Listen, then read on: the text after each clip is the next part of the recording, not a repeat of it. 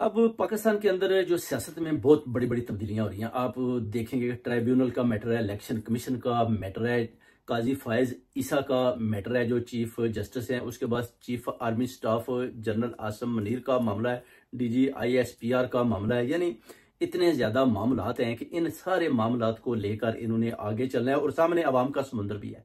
उसके अलावा फिर गैर आईनी फैसले हैं, फिर उसके बाद करप्शन है, फिर नवाज शरीफ लंदन की तरफ भागना चाहता है। अब शहबाज शरीफ को भी देखें कि जो उसने उधर जनाब अपना अमेरिका में जाकर उसने जो खिताब किया है, जो उसने वो देखें जनरल असम्बली में वो कितनी बुरी तरह फेल हुआ है। उसको समझ नहीं आ रही थी इंग्लिश में क्या बोलना है या उर्दू में क्या बोलना है, और रात को कैसे थूक लगा लगा कर वो ना इधर उधर पलट रहा था और बड़ा घबराया हुआ था। ये तो हालात हैं इन लोगों के। अगर उधर खान साहब होते तो आपको पता है कि उस जनरल असम्बली में UNO में वो जैसे खिताब करते थे दुनिया उनको सुनती थी।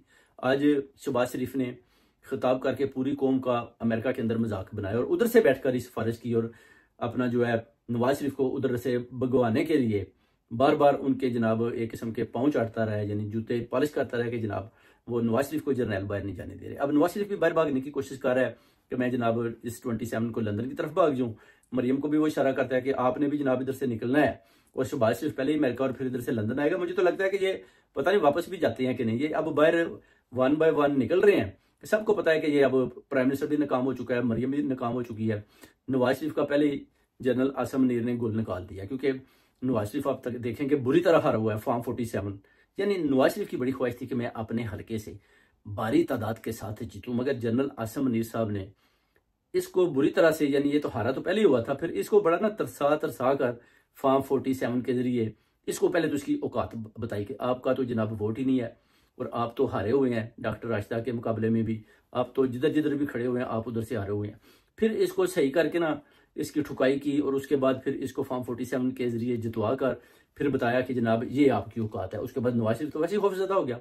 उसने बोला जी कि मेरा तो है, इधर तो वोट ही नहीं है, तो मुझे ये अब ये जर्नैल जितवा रहे हैं, तो अब मुझे जो है जुबानबंदी करनी पड़ेगी। उसके बाद ये खामोश हो जाता है।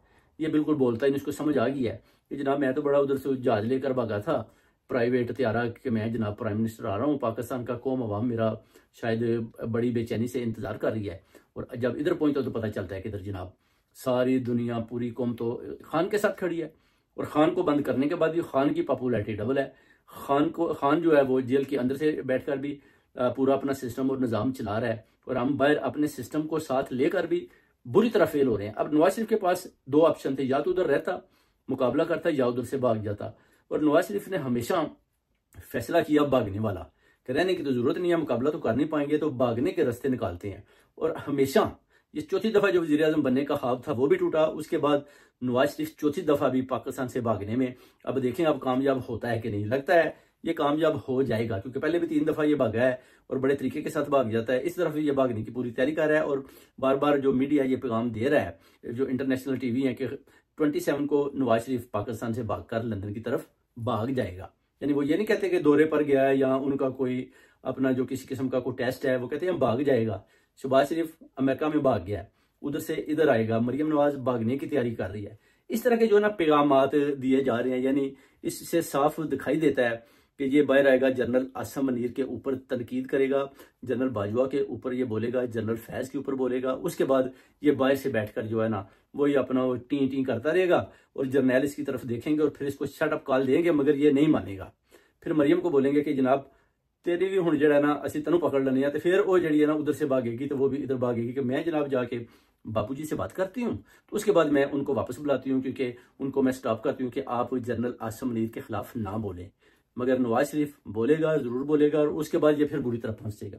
पाकिस्तान ये फिर नहीं जाएगा कि मुझे जर्नैल पकड़ लेंगे, और खान साहब का जो डोर है वो ऑटोमेटिकली इनको खोलना पड़ेगा। क्योंकि अब तो जनरल आसम मनीर साहब ने भी उनको पैगाम दिया था कि जनाब अगर आप मेहरबानी करें मेरे ऊपर, अगर आप आर्टिकल 6 ना लगाएं तो हम तो जनाब आपके डोर खोल देते हैं, मगर आप तो सीधा ही आते हैं। तो आप कहते हैं कि मैं तो किसी को नहीं छोड़ूंगा, ना मैं किसी चोर को छोड़ूंगा, ना मैं किसी डाकू को छोड़ूंगा, ना मैं जो जिसने आइन को तोड़ा है, कानून को तोड़ा है, अपने हाथ में लिया, ना मैं उसको छोड़ूंगा, ना मैं जिसने जनाब हमें साइफर भेजा है उनको छोड़ूंगा, ना मैं अपने उन लोगों को छोड़ूंगा जिन्होंने मेरे साइफर को भी छुपाया और मुझ तक पहुंचने में भी देर लगाई। वो कहते हैं कि ये जितने भी चोर और डाकू हैं, जितना भी करप्ट माफिया बैठा हुआ है, इन सब का जो है मैंने मुकाबला करना है, और इंशाल्लाह जीत कौम अवाम और पाकिस्तान के बच्चों की है, और इंशाल्लाह ताला इन सब को कहते हैं बाइंड बार करना है। खान साहब का एक ही नारा है, अदल इंसाफ और गरीब आवाम को ज्यादा से ज्यादा जो है ना प्रोटेक्शन और उनको फैसिलिटी दी जाए और उनको घर बनाकर दिए जाएं। और इनका क्या है, ये कहते हैं कि बस IMF का पैसा लो, खाओ पियो और गरीब आवाम पर जुल्म करो, पेट्रोल महंगा, हर चीज महंगी, उसके बाद अपना जनाब टिकटें लो, लंदन की तरफ भाग जाओ। अब ये अगली जो 7 अरब जो किस्त है वो लेने के लिए बड़े तरीके लगा रहे हैं, मगर IMF इनको पैसा देने के लिए तैयार नहीं है। अब ये बार बार मुख्तलिफ किस्म के पैकेज दे रहे हैं कि किसी तरीके से भी हमें ये 7 अरब मिल जाए। तो आपको पता है तजर्बा तो उनके पास है पैसे लेने का, मांगने का, चोरी करने का, डाका डालने का। खान साहब ने IMF को मना भी किया था कि इनको पैसा ना दे, मगर IMF की मजबूरी थी कि पीछे से जनाब बरूनी जो थी ताकत, उनका ऑर्डर था कि इनको एक दफा दे दें। अब दूसरी दफा देखते हैं, अब अगर इन्होंने ये पैसा मेरा नहीं हाल लेने में कामयाब हो जाए, क्योंकि इससे पहले ये भागने में कामयाब हो जाएंगे मगर पैसा लेने में ये नाकाम हो जाएंगे।